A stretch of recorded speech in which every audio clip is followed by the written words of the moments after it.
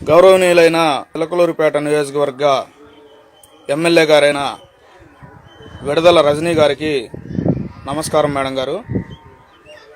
నేను విషయం ఒకే ఒక ముక్కలో చెప్తాను మేడం.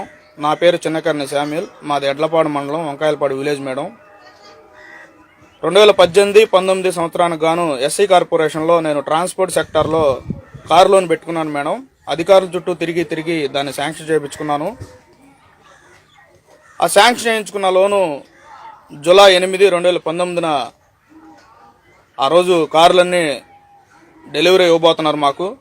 నాతో పాటు వాళ్ళందరూ కూడా తీసుకున్నారు. ఆ రోజున ఎమ్మెల్యే గారు విడదల రజనీ గారు ఫోన్ చేసి ఎస్సీ కార్పొరేషన్కి నా ఒక్క కారు మాత్రం ఆపించారు. నాకు 3 ఆడపిల్లలు ఉన్నారు.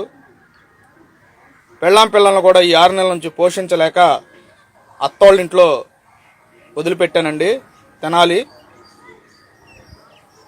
ఇప్పుడు ఈ కారు లోన్ కోసం నేను 6 నెలల చుట్టూ పిచ్చోళ్లాగా చెప్పులు అరిగిపోయేటట్టు జుట్టు గడ్డాలు పెంచుకొని అధికారుల చుట్టూ తిరుగుతూనే ఉన్నాను. అయినా ఫలితం లేకపోయింది.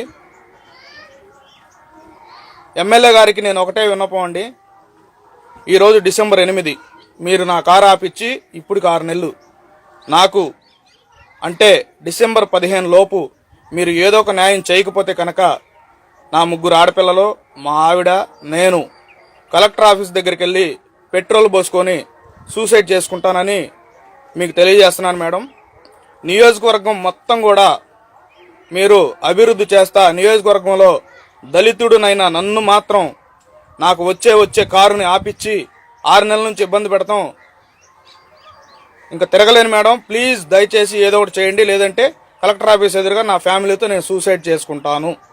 నమస్కారం. విడదల రజనీ గారు ఎమ్మెల్యే గారికి నమస్కారం.